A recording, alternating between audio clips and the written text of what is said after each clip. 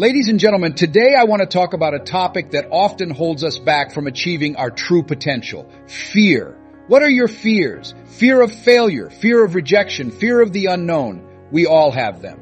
But here's the powerful truth. Your fears do not define you. They are simply obstacles on the path to your greatness. Today, I challenge you to confront your fears, to look them in the eye, and to push past them. When you face your fears, you unlock a reservoir of strength and courage that propels you forward. So, let's dive deep and uncover what is holding you back. What are your fears? You all look nice. Something else. Choose to do it now. You should decide what you want to do and then start looking into the options right now. You should also do a little of what you are thinking about right now. Before I quit my job and said I was going to be a motivational speaker, I thought about it for a while. No, I chose to start looking at other people who worked as speakers and public speakers. For whatever reason, I agreed to work with some speakers so that I could learn more about what they do. Do some service work in the area to get some experience and see if the thing you want to do is right for you. A friend of mine said he wanted to open an eatery. I asked, "Have you ever run a restaurant before?" "No," he said. I told her, "You don't even know if you want one." I asked, "What do you know? What do you have to offer?" He told her, "I'm a great cook." I asked, "What about the management side? What about the restaurant's business side? You're not going to cook all the time." "The money has to go to someone. Who will be in charge of the staff?" He told her she had a point. It turns out that this guy got a part-time job at a restaurant in the evening. He did that for a while and then said, "You know what? I believe my only goal is to work as a cook." He said that people who used to work there no longer came to work. He said it was tough to get help. People weren't to blame. Every day the headaches and the guests were making things hard for him. They were always unhappy. He said, "No, I think I'll just keep cooking." So you need to figure out what works for you. Because after you go up there and look at it, try it out and gain some experience with it, you might decide, this is probably not what I want. This doesn't work for me. Make up your mind to do that. It's very important what John H. Johnson said. He said that there is no way to defend greatness that meets a huge public need. It doesn't matter what you decide. Just look at it and ask yourself what I can bring to the table that will help me start making sure I can succeed. Where's the chance for you? You can come out here. We're in this thing we call life. You can go out and live your dream. Don't let anyone keep you in the corner or up in the bleachers watching life going by instead of taking part in it and making a difference. I think we all came here with a reason. Everyone here came to give something, and that service you have to give will not be given by anyone else. No one is going to make your product, write your book, open your academy, or start making your daycare with a special program to help kids build their self-esteem. That's your thought. And if you don't bring your idea out here before you die, we will all be worse off because you let us miss out on your genius. But you'll take it with you to your grave to keep you in the bleachers and not follow your dreams of being great. That's what most people do. That's why the man said that a lot of people die at 21 and aren't buried until 65. They look like they're dead. The way they walk and the way they look at you can tell you a lot. A woman came after school while I was making a speech at this high school. Mr. Brown, she said, "I need to talk to you about my son." I asked, "What is it?" She told him that he wasn't driven. I asked, "I wonder why." Ladies and gents, you need to have energy. If you're excited about what you're doing, you need to have a life. You know, even when you're selling something, people don't buy because of logic. They die because of how you feel. It's bad to be near dead people. No. The dead should be buried. No. Stay away from them before they grab you to do something. It follows that you should be excited about everything you do, and you want that energy to spread so that people want to be around you. Because no matter what you do or how you talk to people about this idea, they are looking at you and asking, do you believe it? Also, do they want to do business with you? And how can you expect other people to be excited about your idea if you're not excited about it yourself? Do I have it right? Okay, please repeat after me. My dream fire is going to get me really excited. I'm going to give it my all. Tell someone you got what it takes and shake their hand on both sides. A lot of people say, but I tried a few times and it didn't work. That's why they never come out again. Guy said, if at first you don't succeed, you're running about average. It's okay if you came here with an idea twice or three times and it didn't work out. You're running about right. I think I heard something.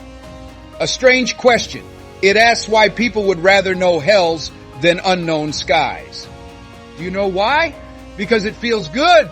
Hello, ladies and gentlemen. I remember hearing Dr. Johnny Coleman use this example in a service one time. She talked about a man who was meant to be killed because he was caught behind enemy lines during a war, or another choice. Watching this, the captain told the man, "Tomorrow at 6 a.m. you can either face the firing squad or leave through this door." The man asked, "What's outside the door?" He said that no one knows. He thought, all we can tell you are unknown horrors. The next morning, he chose the people who would be shot. "What's behind that door?" asked the captain's secretary after the shots were fired. He then said, "Freedom." But because it's unknown, not many people would choose to do it. You see, lots of people never make their dreams come true. Many people say they'll do something, but never do it. There are many people who stay at jobs they hate. The title of the piece I read was, "Is Your Job Making You Sick?" A lot of people, some of you already know that, are going to say amen. It's okay. That woman told me, "Les, when I used to go to work, it felt like a refrigerator fell on my shoulders when I walked in the door." Do how many of you know what that's like? They were unhappy. I didn't want to leave after an hour on Sunday afternoon or Monday morning. My mind used to grow. It was too much for me. Not keen on going. Sometimes just.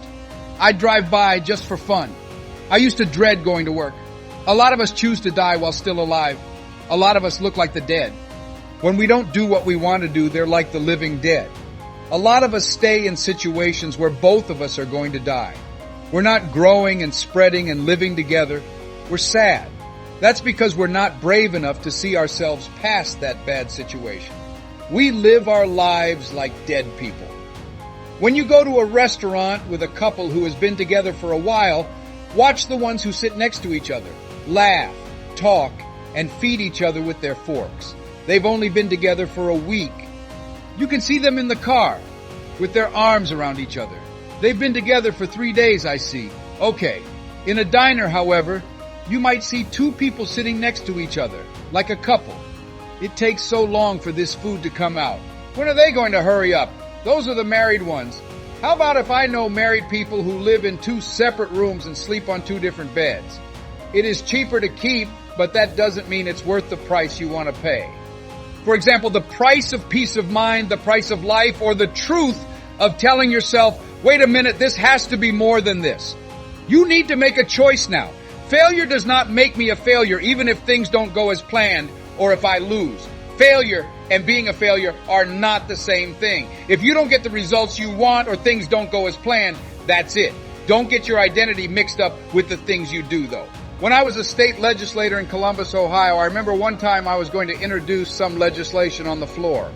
After that legislation was passed, someone came up behind me with some legislation that I disagreed with. I was about to stand up to debate this person, but the person next to me said, "Excuse me, don't debate that person." "Who is that? Do you know?" "That was Wilkowski from Toledo." I told him, "No, that person is bad. Les is a lawyer. That man can talk. It doesn't bother me. My name is Les Brown. It could be Brown's ball." "Mr. Speaker," he said. I raised my hand. It was the man from the 29th House District. "Yes, sir. To let the guy know that I'd like to challenge him on this law." He replied, "Well, because he said I would more than like to, Mr. Speaker. Everyone is going to say, whoa." I asked him some things. He told me, "I wonder why I asked that man that question. Koski, you really bother me. I was so embarrassed that I just limped back to my room and said, yes, I can. But let me tell you what I learned. When I win an argument, it's because of what I know. I lose because I don't know what I'm doing." That's why I had to find out what I didn't know. I was not ready. I didn't look into it enough. I forgot to do my work. He took care of me the way he wanted to. I went back, waited for more paperwork, and did my homework, but he was happy to let me go again. But soon, each time it took him, it got a little harder. Also, the older man asked, "Would you argue for this bill for me?" "Yes," I said. I offered to help the older guys with their work in the legislative groups. I replied, "Yes." I got better at it the more I did it. After that, people started to treat me with respect. And whenever I asked to talk on that bill, some guy's lips would start shaking and they'd say things like, "Jimmy, wait a minute. Is there something wrong? Is there something wrong here?" But if I wasn't ready to be embarrassed, debated, and lost, if I wasn't ready to look at it and say, "Well, I'm just not as good as I'm going to be," you want that lady to say, "Lord, I ain't what I want to be, ain't what I'm going to be." Thank God I'm not what I used to be. You can live your fears or your dreams. That being said, I believe that most people are living their fears instead of their dreams. I have a question for you. What scares you? What's scaring you? What scares you? Because everyone is scared, right? Everybody has something that is stopping them from reaching their goals. We understand that most people aren't living up to their full potential or doing all the things they would really like to do because they are afraid. Fear is what some people call false proof or expectations that look like the real thing. Thought of a story about a man who moved into a new neighborhood and met his new neighbors. They had a bulldog. It used to chase him about a half block from his house every day when he got home. He had to run home every day. He would just run, you know. This bulldog would follow him right behind. He got tired of that, so he went home. He would look around for this bulldog about a half block from home and see it. He would then just walk along normally, and the bulldog would appear out of nowhere. Good job, and begin to chase him. He would then run home. He just got tired one day. Because of this, he ran when the pit bull came after him. When he saw a rock, he stopped and grabbed it to throw at the dog. He began to bark when the bulldog jumped on him. He saw that the bulldog's mouth was empty of teeth. After that, he starts to chase the bulldog, if you don't get away from it, because the pit bull could only have gummy teeth. So, what do you know? A lot of people live their lives scared. Being scared of things that don't have teeth in them because they make false hopes look real. Look around. We're so smart that we can kill ourselves with fear. You know that some people actually enjoy scaring themselves to death. I can remember the last scary movie I saw. It was The Witch Doctor. I will always remember. When I got home, I was so scared. I will always remember. Before I pulled into the driveway, I called my ex-wife and told her to listen up and turn on the lights. I was pulling into the driveway. I was getting out of the car when all of a sudden I couldn't. I began honking my horn. "Madeline, I told you. They got me. They got me." Went to the kitchen. "When he told you to loosen your seatbelt, you jerk." I replied, "Oh, okay. I was scared out of my mind. But they love a lot of people and get excited about them. I'm a person. My brother jumps out of planes. My brother, the twin, is in the army. Man, I really want to jump out of an airplane and parachute, but I'm scared. I really look up to my brother. To be that tough, I would love the world." What are some of the things you're afraid of that are stopping you from living your dream or having the experiences you want? Think about those things, and how do we start to deal with that? Maslow said that growth is what life is all about. He told them that they could either stay in their safe zone where they wouldn't grow, or they had to face their fears over and over again because they would never live a fear-free life. In other words, some fear is normal and okay. You should really be scared of some things right now. Do not let it stop you from moving. It's something you know about and think about, and you still carry yourself. As a result, there are times when we should be extra careful. But it's the difference between being scared and not being scared. It's the difference between having a fear and being controlled by it. What should we do? 1. Admitting it and being sure it's okay. Don't be hard on yourself for being scared. You should feel free to have some fears. You let your fears be known, you live with them, and then you move on. You do what you're afraid of because what you resist will stick around once you accept it. What you don't want will stay. One of the most important things is to start to accept your fear, the fear of getting hurt. That's a valid point. I was a disc jockey in Columbus, Ohio when I was young. I was about 22 or 23 years old and thought I was tough. I remember Al Green having a record. He was a great performer back then, and he still is. He sings church music now. Backup Train was his first big hit. Someone came into town pretending to be Al Green. I already had Al Green booked, so I knew who he was. When I found out that this guy was pretending to be Al Green, I went on the radio and wrote an editorial about him. I exposed him. He told everyone that if he saw this guy Les around the DJ, he was going to hit him in the mouth for having a big mouth. I had my son in the car as I drove down Main Street in Columbus, Ohio. I always had this little saying, hey, if someone ever makes a threat against me, I'm going to make him keep it. I saw this person on the street. I turned around and said, excuse me, I'll be right back. Left the car. Hey man, I thought you said you were looking for me. My name is Les Brown. He asked, are you? Yes, I said. I asked, what is it? I am the one who said you are not who you say you are. I asked, what are you going to do about it? When he opened his coat, there was a gun inside.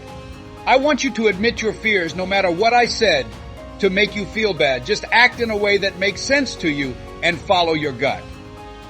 As we conclude today's session, remember this: identifying and confronting your fears is the first step towards breaking free from their grip. Fear is a natural part of the human experience, but it does not have to dictate your actions or limit your potential. When you shine a light on your fears, you take away their power. So, take a moment to reflect. What are your fears? Write them down, acknowledge them, and then make a plan to overcome them. Surround yourself with positive influences, seek support when needed, and take bold steps towards your goals. Every time you face a fear, you grow stronger and more resilient. Thank you for joining me on this journey of self-discovery and empowerment. Remember, the path to greatness is paved with challenges, but each one is an opportunity for growth. Confront your fears, push through the discomfort, and let your courage guide you to success. Your dreams are within reach, and it all starts with the decision to face your fears head on. Believe in yourself, take action, and watch as your life transforms. You have the power to overcome anything. What are your fears compared to your limitless potential?